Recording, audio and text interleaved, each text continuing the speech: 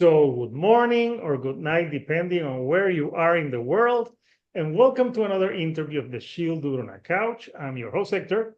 And tonight, I'm joined by Ian Flux from the band Fact Pattern. They're an industrial metal band from Los Angeles, and they recently put out an album called The Same Outcome, which is a great title. So, I'm here with Thank you. Ian, who's the singer, and also you play the guitar. And also, he directs their own videos because I saw your music videos. Yeah, I do a little bit of everything. I produce the songs too. I do all the synth work you hear on the record is me too. With a couple exceptions of Jack, our bass player will, have some input in there, but yeah, I do all that stuff.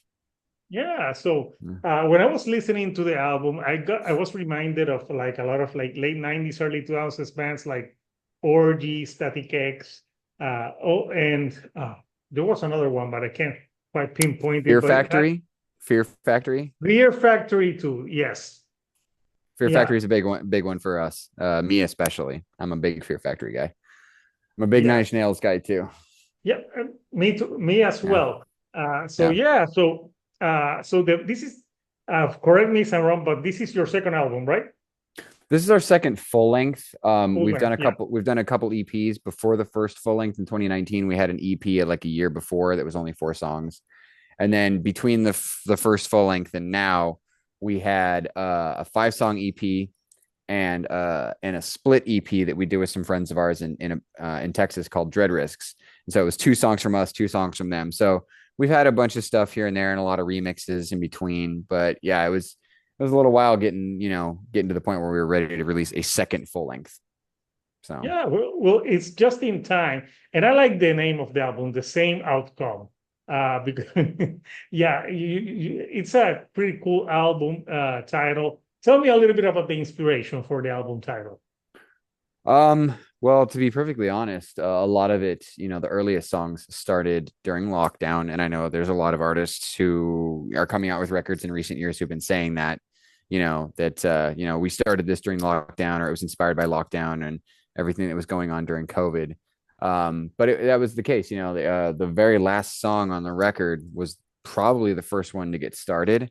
And it was just like a lot of it was coming from a place of just seeing a bleak outlook on everything. Um, and I mean, honestly, not much has changed between 2020 and now in our mindsets. We're very, very anxious about the state of the world and the state of the country.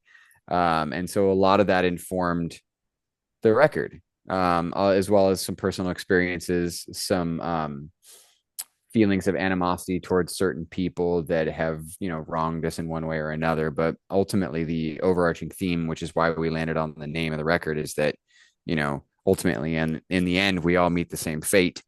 And just trying to um be at odds with, or just trying to be at peace with things while feeling at odds with the nature of the world as it is, um declining as it may seem to us. And there's we're also inspired by a lot of like science, books, novels, biographical stuff, true crime, and also not the least of which movies. We're all big movie guys. And movies that kind of echo our sentiments, as far as how we were feeling towards everything when we started writing the record. A lot of those movies have kind of been on the mood board when we were writing the record, specifically when I was writing the lyrics.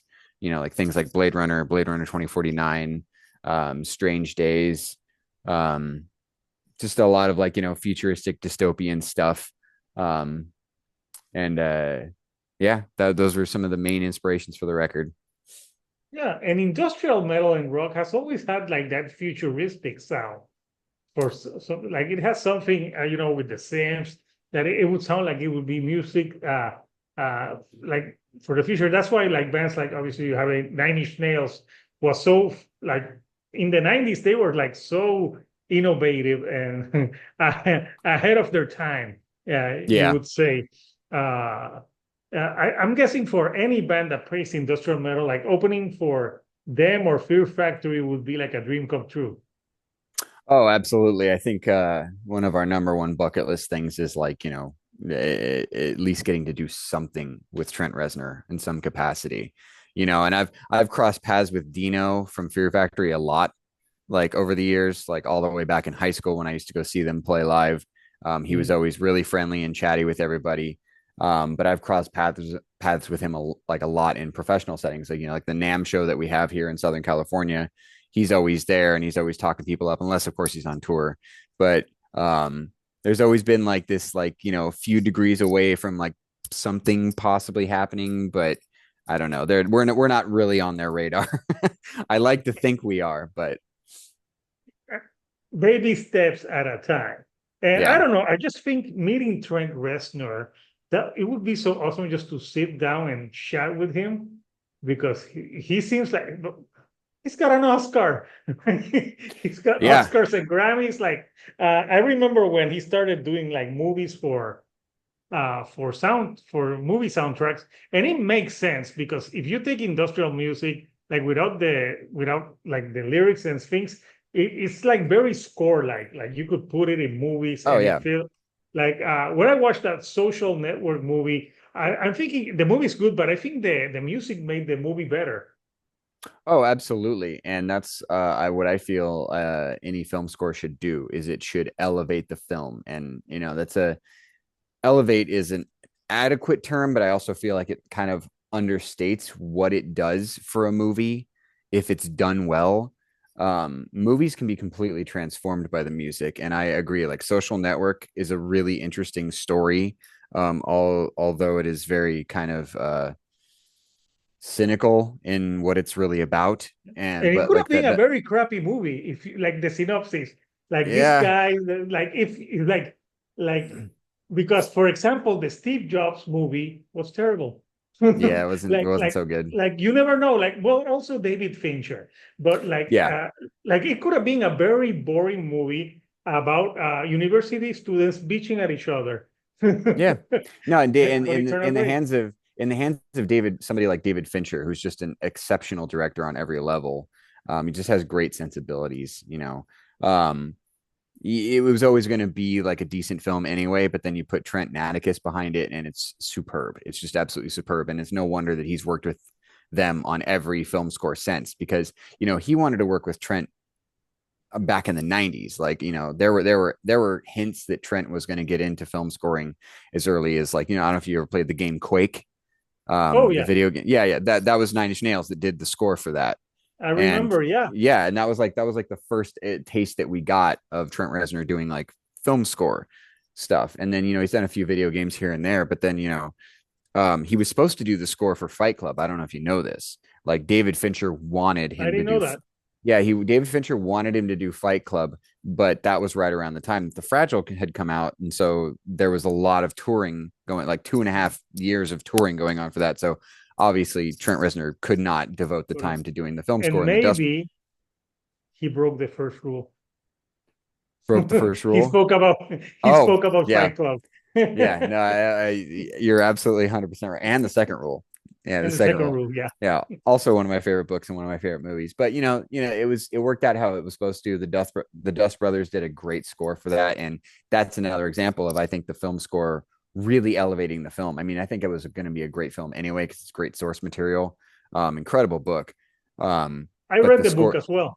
yeah, I've read it a few times. I've owned a few copies. You know, I used to have a copy in high school that somebody walked off with, and then another copy somebody else. I was like, now I have a copy that lives on my shelf. Like nobody borrows it, you know. But No, yeah, no, I love his film score work. It's incredible, like how diverse it's gotten. Like the stuff he did for Soul, that Pixar movie, like I didn't see that completely one, but yeah. it's completely out of character. You would not think it was Trent Atticus by listening to it, and then especially when you watch the movie, and then you're like, oh, this is Trent Atticus, you know.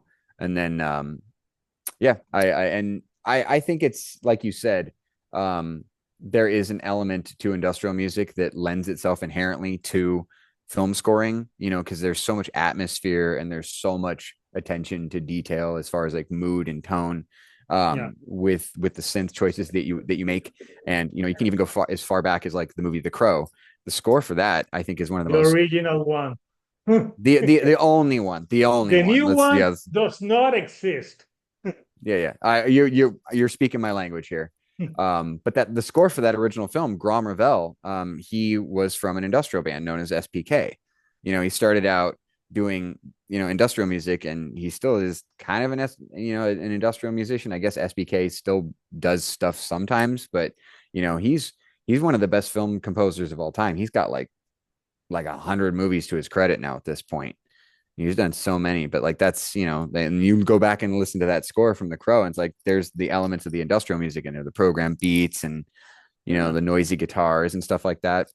You had Nine So Inch Nails also on that soundtrack. yes, you did. Yes, you did, and it I was absolutely a great choice for that movie. It's become synonymous with The Crow, like that and The Cure's Burn. Those two songs have become synonymous with that Yeah. movie. You almost can't As we're talking today, there's a new The Cure album. Yeah, no, I haven't had a chance to give it a listen. I I heard I heard it this morning. yeah. That was the first thing. I'm like, yeah, do I need to start my Friday morning? Some depression. Oh yeah, no, In absolutely. an album. That's what I need to listen Absolutely. to. That's the But best way to yeah, start your Fridays, especially right after Halloween. I'm all depressed because Halloween's over, so it's like it's time to get even more oh sad. yeah. Yeah, and Mariah Carey some frosting somewhere. Oh So, man. Yeah. Yeah, I got a friend who I think he likes to claim personal responsibility for defrosting her every year. Yeah, he I have a friend who just loves Christmas, and he just loves playing that song, and I'm like, oh my God. funny, here in Puerto Rico, it's funny. Right after Halloween, right now there's Christmas stuff everywhere. I'm like, can we eat the fucking turkey first? And then, but no, no, already the Christmas stuff. I think I said Halloween. The Christmas stuff is all over once Halloween is over. Yeah, no, Uh, you guys definitely should be a part of the United States because that you have that 100% in common. They start rolling out all the Christmas stuff at all the stores like the last week of October, and I'm like, come on, like let it breathe for a minute. let's have a turkey and then so we can have it. Only that Christmas here lasts until January. So, Oh yeah. so yeah, we have the longest Christmas. but Well, yeah, that's but typically how you're traditionally supposed to, the 12 days of Christmas. You're supposed to celebrate it like well into the first week of January, you yeah, know? yeah, that's what we Yeah. do here. So the album, the same outcome is 10 tracks, 37 minutes. And you have a few videos for Incompatible, the same outcome with No Disguise. I, re I really like Incompatible. That's one of my favorite tracks from the record. And also, I think you have a video for Never Bleed, if I'm not mistaken. Yeah. So Never Bleed was the first video we put out. the Yeah. first video, yeah, because I saw all the videos, and at the end it says Ian Flux. I'm like, okay, so Ian, he's doing. That's a great name. Uh, Thank you. were you inspired by Ian Flux? Correct. You are correct. It was actually a nickname that was given to me years ago. I used to roadie for a band here in LA. They're still lifelong friends of mine. But the drummer, he and I kind of shared an affinity for Ian Flux. And he's like, Ian Flux, you're Flux. That's it. And it just stuck. And that was like 20 years ago. And so now I'm like, I just roll with it because, it works for being an industrial musician. And, it just, you know, It does. everybody's got a name and a moniker these days, and I think that's a simple one. And a lot of people just call me Flux. People who've known me for like 20 plus years just call me Flux most of the time. That's So a cool nickname. I remember on MTV they because it was a cartoon, but like yeah, and then they made that god awful movie yeah, with Charlize I was Theron. I had optimism about it, but they just smashed all the episodes into one It's movie, and then they kind of neutered it. It was Yeah, yeah, I haven't seen the Borderlands because I like the video game, but when I looked at the trailer, I'm like they all look so old. yeah, I'm like, couldn't they cast like different people? Like it looks so bad. So yeah. I I'm mean like, I'll the reviews on that were so bad. the thing with video game movies is like usually they're bad. Like Nine usually times out of they're 10. it's like I know they're doing one for BioShock on Netflix, but I'm like, Yeah, no, that should be a series because there's yeah. so many things on that. on that video game that it should be a series. There's only one video game adaptation that I'd say is the best, and that's The Last of Us. Last Uh, of Us was great. Last of Us was great. See, like I'm not even like much of a video game guy anymore. Like I used to love them back in the Me day, neither. I but have kids. I don't have time to play. yeah. Yeah, no, I don't have time. I don't have time to play video games. I'm always in the studio or like, Yeah. now that I'm like, like when I get my free time, I like to sit back and watch a movie or read a book or put on Yeah. records. But like I'm very aware of like The Last of Us and the fandom with that one. And like I thought the show was really, really well done. And then I have to say, if you haven't watched Fallout, Fallout was I really haven't good. watched that one. That I don't, again, I'm not a fan of the game. Like Is I that don't on know much Amazon, about. right? That's on Prime, yeah, Amazon On Prime. Prime. I'll I try to watched that. watch it. I couldn't Mhm. put it down. I couldn't put it down. I blew through all 10 episodes like in 4 days. I'll have I to watch loved that it. one. I didn't play the video game that much, but yeah, if you say it's good, I'll watch it because it sounds good. So you're talking about the album like Incompatible. Tell me a little bit about the theme for Incompatible. Incompatible, and there's a couple songs on the record that kind of share this theme. And going back to the overarching theme of how we feel like the world is in decline. A lot of it, I'm an atheist. I don't subscribe to any religious beliefs. Me Um, too. cool. I don't But have to my hold my kids are in Catholic school. then I don't have to hold my tongue with you. If I'm sorry. It was my ex-wife's decision. well, that's how it goes. But Incompatible, along with another song on the record called "The Modern Cope." Unfortunately, that one didn't get a video. Those are both kind of how, especially me and Jack, like we're all atheists, all three of us in the band. We're all like very much scientifically minded. Jack Yeah, is like our bass player is essentially a doctor now. He works with the Department of Energy and all kinds of nice. stuff like that. Yeah. He's a very, very smart guy. We don't subscribe to religious beliefs at all. And I kind of even take it one further in that I have started to feel like religion, and I mean, I'm not alone and I'm not original in thinking this, but I just really feel like it is one of the most harmful institutions in our It is. society. How And, many wars have been fought because it's like my God is bigger than your God. yep, yep. I Stuff mean, like that. yeah. And how many people are voting for Trump simply based on the fact that he held up a Bible and he panders to the most baseline common denominator It's funny meant, when and they say like yeah, he's so religious. I'm like, his he's wife not. is also it's like a mail order bride. His third wife, his His third third wife. wife, his third wife, yeah. How religious are you? How Christian are Dude, you when you are on your third wife? he believes in marriage. So much that hey, if we're counting people, nobody beats J Lo. Yeah, no, I know, But I don't but think she ever claimed to be very that religious. she probably is, but I've never heard her get too I'm preachy about it. Hispanic. It's like for example, in Halloween, you're trying to celebrate it, and they're like, "It's the devil stuff." And what Yeah, when I say people that like I'm atheist, so I don't believe. I'm like I don't know what's gonna happen, so I don't believe in anything. People assume that you're satanic. I'm like, no, I don't believe in that either. yeah. No, I don't like it's so funny how Like, it always comes back to the Judeo-Christian mindset that like just yeah. because you don't subscribe to this belief, well then your opposite belief must be this. And it's like there's a lot more to the Hmm. intellectual landscape of spiritual interpretation than just like A or B. Like that Yeah. that is very binary thinking. And when there's so much more to the conversation than just A or B or black or white. It's too simplified. um but yeah, like and back to what you say about being Hispanic, like my girlfriend's Hispanic. She grew up, raised with that, that mentality, but she's also very much an atheist herself. um you I know went to Catholic school, and you know what? It made me like think even more. So I'm like, yeah. At the end of the day, they can go to, and then they can say like, yeah, like maybe there's some good stuff, but I'm not like I call myself a free thinker. mhm. That's and I respect other people's ideology because what I don't like is when they're trying to shove an ideology up your ass.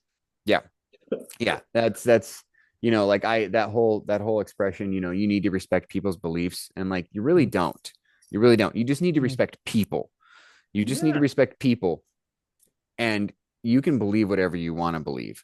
But if you're trying to interject it into the conversation, or if you're trying to interfere with my life in some way or another because of your belief, whatever it may be, whatever it is, whether it's Christianity, Judaism, anything, even to another degree, like, astrology. Like, I don't particularly subscribe to astrology, but there's a lot of people who, even when you tell them I don't believe in astrology, they still want to know what your sign is and they still want to talk about it. I'm like, I'm not, like, You know what it's show like, is pretty good about religion and it nails it? Have you ever seen the Righteous Gemstones?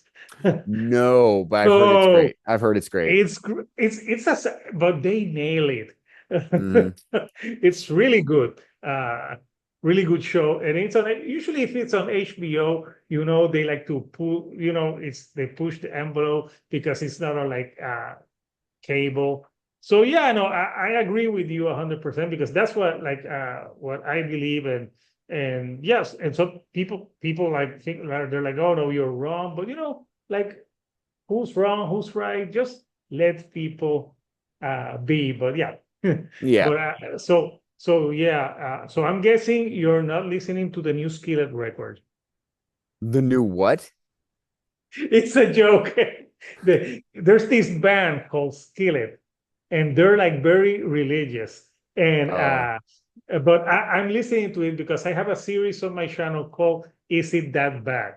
Where we listen Oh. to albums that we think are bad. That's a new one. It came out today, but so I'm not gonna spoil it. But watch that episode. It is and that bad, right? and I have a panel with other people, and we discuss it. So that's the we're gonna Interesting. end this. Yeah, we're gonna end this year the episodes with the new Linkin Park because that's gonna be a divisive album. Oh yeah, I again, back to the whole religion is hurtful thing, that the new singer is a Scientologist. Oh And yeah, yeah, they're crazy. you know all about the controversy with her, right?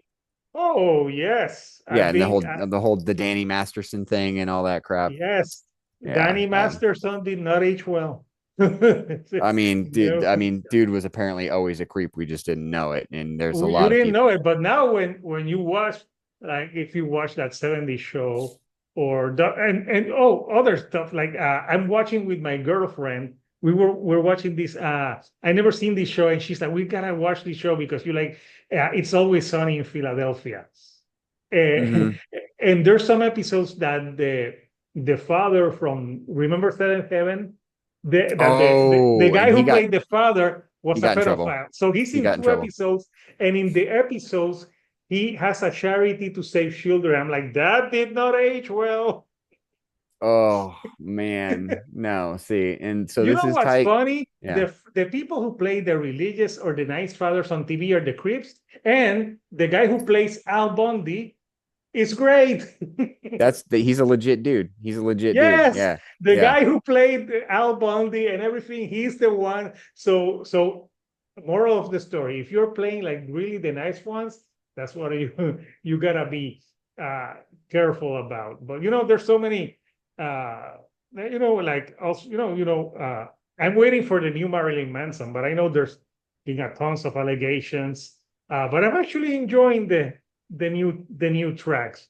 So I'm like, I want to review it, but I know they're like when I review it with my friend, we gotta talk about the controversies because yeah, yeah, yeah.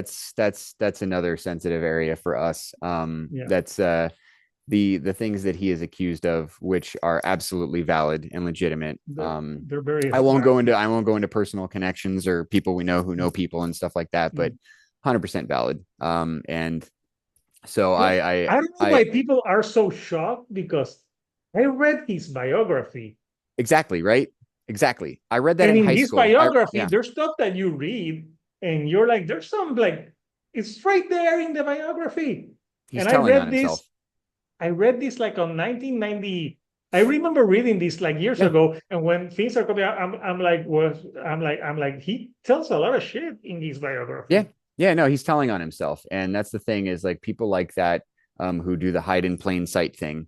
They tend to tell on themselves. Donald Trump tells on himself all the time. like constantly, and so do all of his cronies. But Marilyn Manson does it in his autobiography. And I remember reading it when I was like 16, 17, because I was, a fan of Marilyn Manson because I was a fan of Nine Inch Nails, and Marilyn Manson to me seemed like a Nine Inch Nails side project. Like I never got fully Yeah, wrapped up in the I never Trent got wrapped produced up him at in the yeah, beginning. yeah, yeah, Yeah, exactly. yeah, And now Trent Reznor hasn't had anything to do with him for 25 years I because know. Trent knows what kind of person he is. Um, but yeah, I read it when I was 16, 17. I didn't get wrapped up in the whole cult mentality of like I'm a Mansonite or any of that stuff. I never even saw him live back in the day. I saw him live once well after his career had basically washed up, and it was really pathetic. But Yeah, yeah, I have a he's telling friend who saw it like recently, and he's gotten back in shape. I'm interested to listen to the album, but we'll have to talk about the controversies. The other one, I'm like, I should review it just because of the whole controversies that have happening this week. Is the new As I Lay Dying, as his whole oh band is yeah, fleeting. I did a joke they're like like maybe he put wee. a hit on he put a hit on all his bandmates. No, I don't think he's going to go down that road again. Once you accidentally dial an FBI agent for a murder for hire, you kind of don't make that mistake ever again.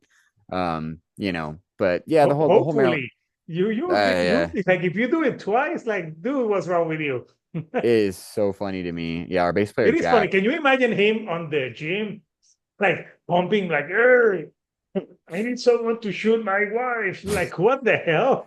Like, Yeah, yeah, yeah. Hilarious. Our bass player Jack, he comes from like a hardcore and metal background, and he used to like that band back in the day. But when all the controversy unfolded in like 2018 or whatever, and now the stuff 2014. Yeah, 20 was that 2014. 2014 when that happened? Yeah. Oh man, 2014. it Yeah. feels like He the went to last. jail. He Oh, I went. know. I remember that. And then he got out, and then they let him back in the band, and now all those band members Well, have left. yeah. And Well, basically, I think he bought the name of the band, but now that he's alone, he should say "As I Lay Dead."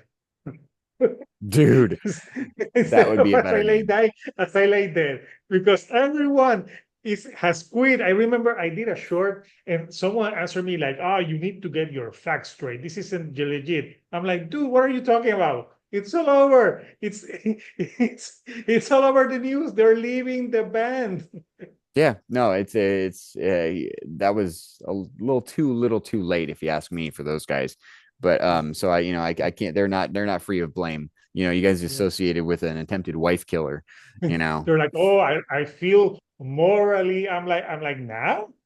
Yeah, and then all the people who are playing with Marilyn Manson now are not free of blame in my opinion. Now it's like you're endorsing this person, you're supporting him, and you're out there playing with him. And these Riva, are so good. there are Yeah, Riva from 20 Code there Orange. Yeah. Yeah. yeah, really disappointing to see her joining the band and kind of dodging any kind of accountability for it, as well as anyone else in the band, because the allegations are not few, they are many, and Oh they no, I are know. all credible. They're all credible. There is evidence that has been presented in court to show what kind of person he is and what he has a history of doing. So anyway, I don't want to get on too much into talking about that. But Yeah. back to the whole thing of incompatible is it goes into the themes of these things that I think are incompatible with our progress. Our progress as as a species.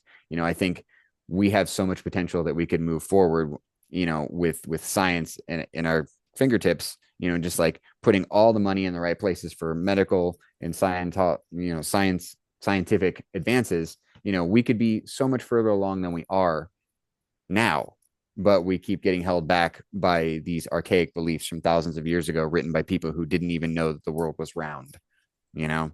That's true. Yeah. Yeah. So yeah, no, and musically, like if you like the bands that we discussed, it goes into all the type of bands. Uh, for you, like growing up, what were your like? Did you always gravitated to industrial music? Um, I'd say yes. I mean, it's kind of hard to remember a time when I wasn't like completely entranced by the idea of the sounds. I guess I didn't really like understand what industrial music was until I learned about Nine Inch Nails and Skinny Puppy. Those were like the two big ones that really kind of opened my eyes to things, and Ministry being there too. like around 10 or 12 years old, the Crow comes out, and the Crow has like, a very primarily industrial soundtrack. I'd already been Yeah, very well aware of Nine Inch Nails, but the Nine Inch Nails is on that soundtrack. And and then you start, investigating what you can. This is pre internet has every answer kind of days, because I'm 41 years old. In those days, you really had to seek things out. I know. And I'm I think like 47. yeah, and I think some of my earliest exposures to that would be that, and like, even younger, I used to watch a lot of horror movies. Every weekend we'd go to the video store and rent a movie, and I was always going to the horror section. And there are so many. Blockbuster. No, I Blockbuster Ah, was an good. alternative, but mostly what we did is we did the like the The mom and mom and pop pops. videos. Yeah, the ones Mhm. that are like $1 for a movie, $2 for a new Here release. in Puerto Rico, there was a lot of mom and pops, but when they broke Blockbuster, most all of them had to close because they couldn't Yeah, compete. Yeah. yeah, no. I And mean, it I was a remember. shame because you know what? Yeah. I worked at Blockbuster in Oh 1998 for 6 months and they fired me. But 10 years later, no. when they closed, I'm like, I had my revenge. Like when they closed. Yeah, apparently I was too slow in the in the counter. I'm like, oh fuck this job. But I remember like remember you would go to rent a Blockbuster and you wouldn't find movies. But since I worked there, I knew the secrets. Some movies they would take and put away some people, so people who worked there could take them. So yeah, Yeah. we had the movies. We just held some back, Oh and yeah. people had to wait. Sometimes you got there, and if you got Friday after 5, there was nothing left. Yeah. You Nope. had to wait till Sunday. That's what I always hated about going to Blockbuster too, is that, Hmm. you go there and there's like There's 500 one. copies, There's one left. 500 copies of like the new movie that everybody wants to see, and they're all checked out, and you got to wait Yeah. like 2 weeks. But like, the mom and pop would probably have it, if you knew when to go. So yeah, like I always gravitated towards horror movies, and there's a lot of like, the 80s style industrial music would show up in a lot of the 80s horror movies, even if it wasn't like explicitly Like industrial, like a lot of the same when I tools think of implemented. industrial, I think of Hellraiser. That's like the Yeah. most metal looking bad guy ever. Yeah, they're super industrial BDSM goth club looking villains, and that first Hellraiser movie is just just a piece of art. I love that first one so much, so much. So watching stuff like that kind of exposed me to the culture and the aesthetic early on. Even, but other things like Eraserhead, the movie Eraserhead by David Lynch. That's Mhm. like that is an inherently like wall to wall industrial soundtrack in the most traditional sense of the word. Like it was industrial music before the term industrial music was coined, because the term industrial music didn't come until the late 70s. That movie was that movie came out in the early 70s, and Alan Splett, who did all the sound design for that, like it's all like machine noises and like, metal grinding on things, and just unsettling subharmonic sounds. And so I guess I always like had an affinity for that stuff. And so when it actually came into focus that like, oh, there's this whole subculture attached to this, it I definitely gravitated towards it. I can't say it was the only thing I gravitated towards. I definitely grew up loving metal. um I one of my favorite bands growing up was Faith No More. And Oh, I discovered them when I was probably 6 or 7 years old. We had MTV on. I would come home from school. My mom would be at work still, and Faith No More would come on like this regular rotation of videos, like at 4 o'clock, and I was obsessed with them. Like the energy and the was it the uniqueness of Epic their music video? Epic and Falling to Pieces. Those two songs were just played on repeat, when I would come home from school. And it's like, it would be like, I would watch that before I would then watch cartoons, and that was like probably the first band I ever really got obsessed with, besides Pink Floyd. I loved Pink Floyd when I was a kid. I was like bouncing around singing the songs in the backseat. And then as you get older, the songs come more into focus about what they mean and how they relate to you. But yeah, I would say I always gravitated towards industrial music, especially as I hit, the early teens, adolescence, and starting to feel more angsty and just like at odds with the world. Um, but yeah, Nine Inch Nails, Skinny Puppy, Ministry, those were like my introduction to that realm. So the way that you write lyrics, because you get inspiration from movies, from different things. What's your process like? Do you have an idea when you sit down to write, or like I'm guessing, what's your process for lyric writing? It can vary a little bit. Some songs, like as soon as they take shape, I kind of already know what they're going to be about. Other ones, not so much. I might know what I was feeling when I wrote, like the guitar part or the synth part or whatever, or what mood I was in that kind of inspired like how the song started. I might have a good idea of that, but when it comes down to actually like writing the lyrics, it can change. Like like having a mood board really helps. Sitting there and just kind of meditating on like a phrase in a book, or thinking about a story like a true crime story that I was emotionally affected by it in one way or another. Or just reliving a moment from a movie that I love so much, and it can kind of like take shape in my mind.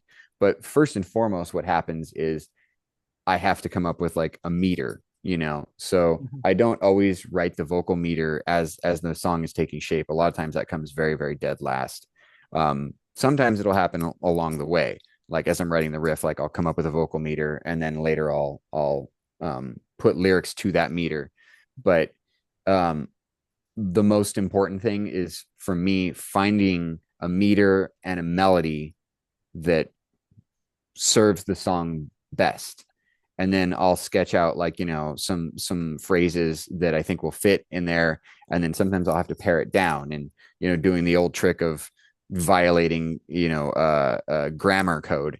Like sometimes you're not doing proper grammar when you're writing lyrics, because sometimes it just works better to put two words together that shouldn't necessarily be together, or conjugate them in a weird way you know um so the process is usually like that. Like I wait till the song is really speaking to me, and then figure out what it's about, if I haven't already committed to a concept going into writing the lyrics. Like a lot of times, what is the song about? And I'm not just going to write stuff down and then figure out what it's about, and then derive something from there, because then it just feels like, it can feel like nonsense unless, you know, I do also like the stream of consciousness way of doing things, where like, this Mhm. line is about this line is about this, but there's an overarching theme, you know. I like that sometimes too, but it all just depends. Yeah, so no, it's very interesting. I like to talk to different artists because everyone has like their different styles. There's some that I talk to there that like I hate lyrics. I'm like, but you have to put something, unless they're an instrumental band, and then there's no use for lyrics because you're instrumental. Yeah. So on this record for you, do you have a favorite song to play live? And the other thing would be the hardest song for you to write for this one. Oh, that's a good question. Right now we only have from this new record, we only have the four singles currently in the rotation for playing live. We don't play all four of them every time we Mhm. play. Like it just depends on like what for this show we want to keep this mood and keep this mood, whatever. But we only have the four singles currently in the rotation to play live. But we plan on incorporating all of them at some point, depending upon what shows we're playing. Um, I'd say one of the hardest songs to write and record and that we currently play live is With No Disguise. That one's really aggressive. It's even like it's probably the most aggressive song we've ever written, as far as Yeah, like, this is an aggressive one. Yeah. as far as BPM, the tempo is really fast, like 160. Um and then it's got a lot of like weird timing cues in it that we have to like rely on the drum tracks to like really make sure that like we're hitting that mark. So that one was really tricky to get finished in the recording and writing and recording phase, and then preparing it for live. We just played it in Palmdale when we opened for Aesthetic Perfection, and then we played it again in New Orleans. And it's a really fun song to play, but it's just like it's just like one of those songs. It's such a steamroller that it goes by.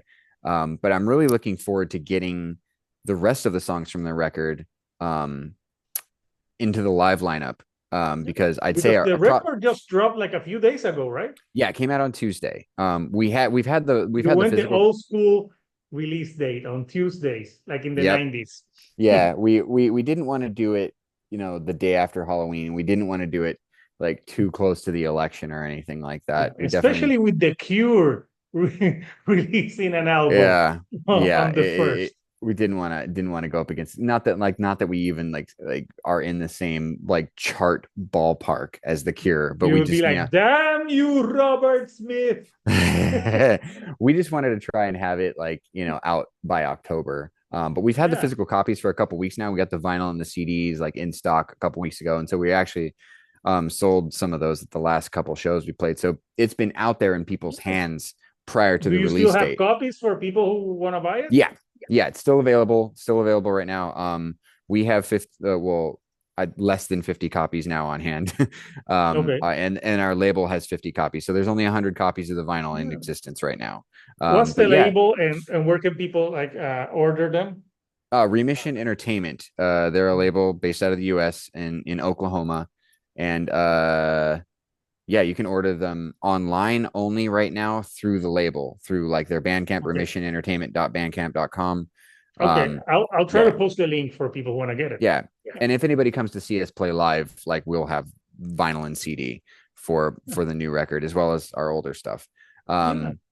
But back to the like, I think the song we're really looking forward to bringing all the new songs into the fold eventually. I'd say probably everyone's collective favorite song on the record is the last track, Fingers to the Flame. That was a Um, really cool one. that one And the is like Pulse and the Pit really is good too. we were gonna shoot a video for that actually. We were supposed to do Yeah. 5 videos Because instead that of one seems like aggressive but dancey at the same time. yeah, we wanted that one. We wanted that one to kind of be like a Jekyll and Hyde sort of track. It just kind of it started off with like a just a driving synth beat, Mhm. synth and a beat, and then it Hence just the kind of Pulse. yeah, yeah.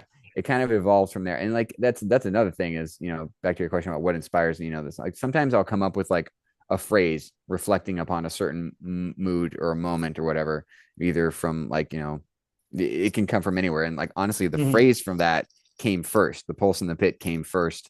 And then I started developing this whole concept around it. But that one's a big favorite of ours. We love that song a lot, very, very much. And we wanted to shoot a video for it, but the idea we had ended up being too expensive. And hopefully we'll have some money in the new year to shoot a new video for it. But um, Yeah. that one we're Did looking you forward to have playing like live.